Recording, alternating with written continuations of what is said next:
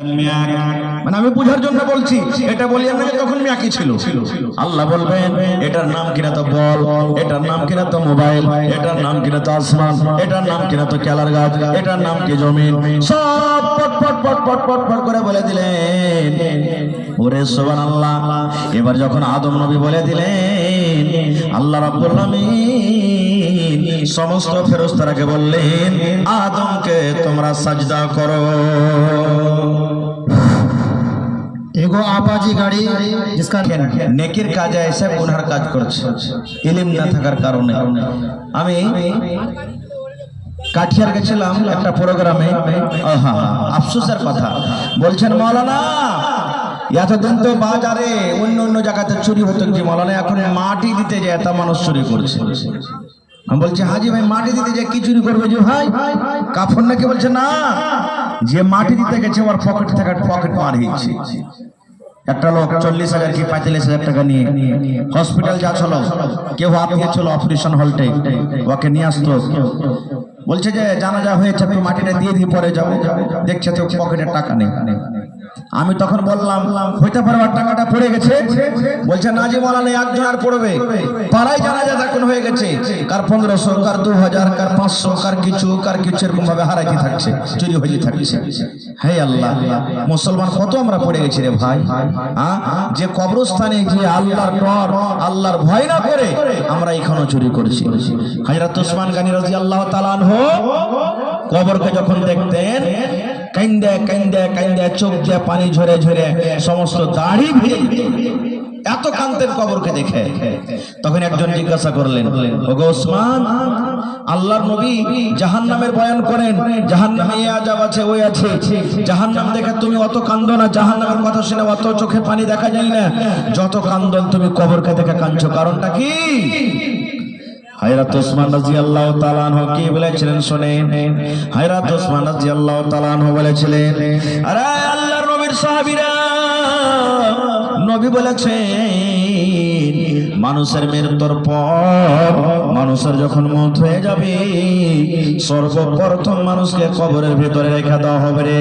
আর কবরে রেখে দেওয়ার পর আল্লাহর দুইজন ফেরেশতা তার কবরের ভিতরে আসবে, তাকে উঠিয়ে বসিয়ে দিবেন, আর উঠিয়ে বসার পর তাকে তিনখানা প্রশ্ন করবে, আরবি জবানে সওয়াল করা হবে, আরবি জবানে আমাকে আপনাকে জবাব লাগবে।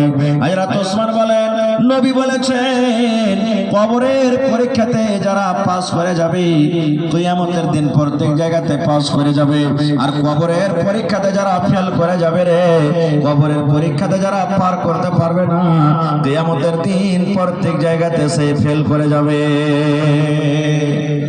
যার গুনাহ খাতা মাফ, আল্লাহ রাব্বুল আলামিন আগেকার গুনাহ মাফ করে দিয়েছেন, পিছাকার গুনাহ মাফ করে দিয়েছেন। দুনিয়াতে যে সাহাবী জান্নাতের খুশখবরি পেয়েছেন, যে সাহাবী ইয়াত নবীর সামনে একদিন দান করেছেন, উট দিয়ে দিলেন নবীকে, নবী বললেন দান করো রে। ওসমান গনি উট দিয়ে দিলেন, ওসমান গনি ঘোড়া দিয়ে দিলেন, সোনা দিয়ে দিলেন, চাঁদি দিয়ে দিলেন।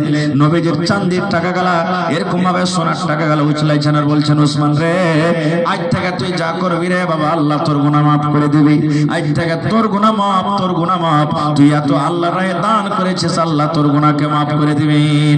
এরকম সাহাবীরা মুসলমান কবরে গিয়ে দেখেন, কবরকে দেখে এত কাঁদছে, কান্দে কান্দে কান্দে চোখের পানি ঝরে যায়, ছোট হয়ে গেছে বলে। তো মা খালা একটু সাইডে সাইড আপনারা বসেন, গহিনেরা যারকে জায়গা হয় না একটু আরাকে জায়গাটা দিন, একটু মেহেরবানি করে সাইডে সাইডে বসে।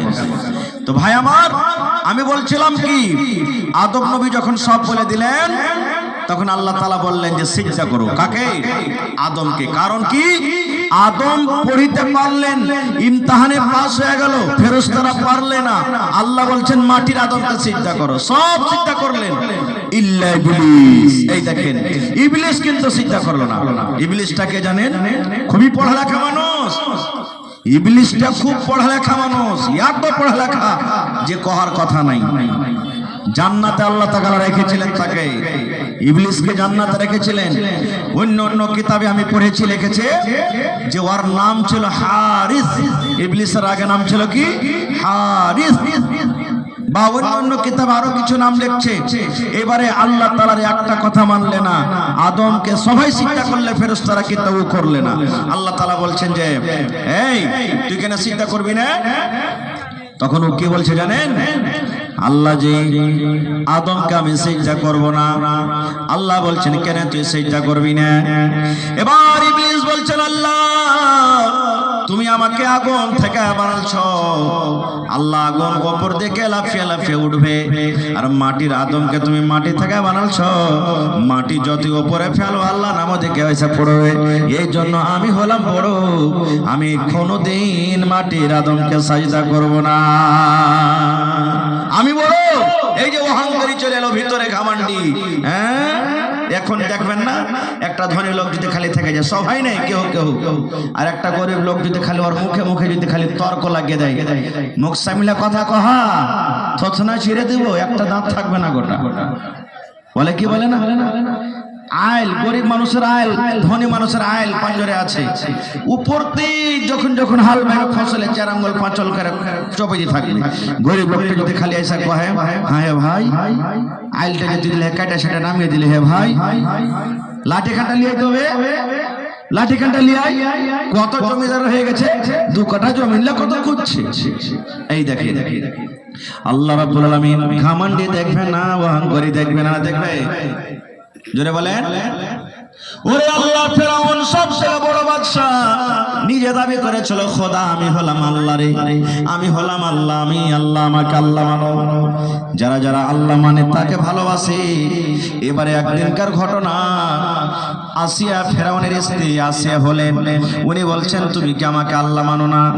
এবার ফেরাউন বলে, ফেরাউনের স্ত্রী আসিয়া বলছেন আমি তোমাকে আল্লাহ মানি না। আসিয়াকে আল্লাহ এত ভালোবেসেছেন, আসিয়ার কথাটা আল্লাহ তাআলা কোরআনে লিখে দিয়েছেন, আসিয়ার তারিফ আল্লাহ রাব্বুল আলামিন কোরআনে করেছেন। এবার ফেরাউন বলে আসিয়া তুমি আমার বিবি, আমি তোমার হাজবেন্ড, তোমার শওহর, তুমি আমার কথা কেন মানবে না? আসিয়া বলেছিলেন এ আমার মায়েরা খালারা শুনেন, আসিয়া বলেছিলেন এই ফেরাউন তুমি আমার স্বামী হতে পারো, স্বামী হিসাবে তোমার কথা মানবো, স্বামী হিসাবে যেটা তুমি আদেশ করবে সেটা শুনবো, কিন্তু খোদা হিসাবে যদি আমাকে কোনো আদেশ করো, রব হিসাবে যদি তুমি আদেশ করো, আমি তোমাকে রব মানি না রে, তোমাকে আমি রব মানবো না। তুমি আমার স্বামী, তোমাকে স্বামী মানবো, কিন্তু রব তোমাকে আমি মানবো না। আমি রবকে মানবো যে তোমাকে সৃষ্টি করেছে, যে তোমাকে খানা খাওয়ায়, আর আমাকে যে খানা খাওয়ায়, আমাকে যে সৃষ্টি করে আমি ওকে রব মনে করবো, তাছাড়া আমি রব মনে করবো না। ঘামান এত করেছিলেন মুসা নবীকে মারো। লম্বা ঘটনার দিকে আমি যাব না। মুসা নবী বনি ইসরাইলকে নিয়ে আর কমকে নিয়ে পালাইতে শুরু করলেন। পালাইতে পালাইতে আগে নীল দরিয়া সমুদ্র পড়ে গেল, পিছনে ফেরাউন তার লস্কর জড়িয়ে চলে আসছে। আগে দিকে সমুদ্র কেমন করে পার করবে, আর পিছন থেকে ফেরাউনের লস্কর, মধ্যখানে মুসা নবী এবং তার কম পড়ে গেছে। তার কমেরা বলতে লাগলো মুসা তোমার কথা শুনে ভুল হয়ে গেল। বলছে কেন? বলছে মুসা ফেরাউনের দরবারে আমরা ছিলাম, ভালো ছিলাম, আরে কাজ করতে হচ্ছিল পেটে কমসে কম 2টা দানা খেতে পাচ্ছিলাম না, 2টা পেট ভরে খানা পাচ্ছিলাম, কিন্তু এখন এমন সময় হয়েছে খানা দূরের কথা, এখন ফেরাউনের হাত থেকে আর জীবনটা বাঁচবে না। দেখো আগে সমুদ্র ভাই ডুবে মরতে হবে, আর যদি সমুদ্র পার না করি ফেরাউনের হাতে আজকে আমরা মরে যাব। যেমন এই কথা বলা মুসা নবী আল্লাহকে বলছেন মাবুদ আমি তোমার নবী, তুমি আমাকে আল্লাহ অপমান করিও না, আমার কমের ইজ্জত রেহাই করো।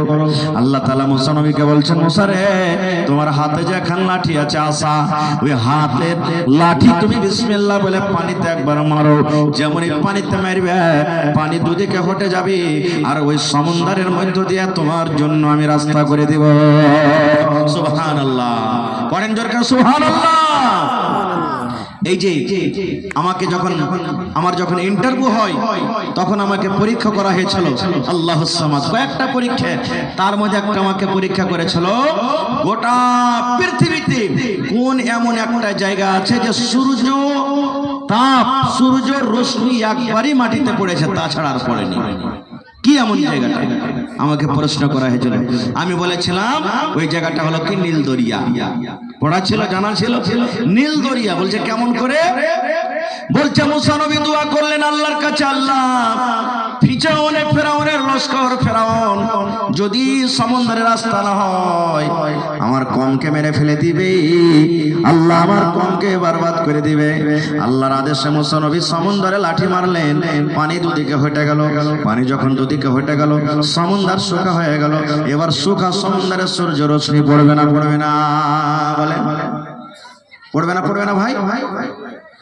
দুদিকে পানি হটে গেল আর মধ্যখান দিয়ে রাস্তা হলো, তো সূর্যের ওখানে রশ্মি পড়বে না পড়বে না? শুকা জায়গাটাতে পড়ে গেল, রাস্তা হয়ে গেল।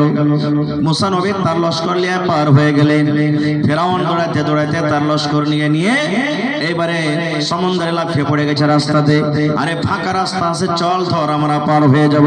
মই সমুদ্রে যখন গেছে, আল্লাহ পানিকে বলছে, পানি রে তোর কাজ হলে ডুবিয়ে দেওয়া, বহিয়ে দেওয়া রে পানি।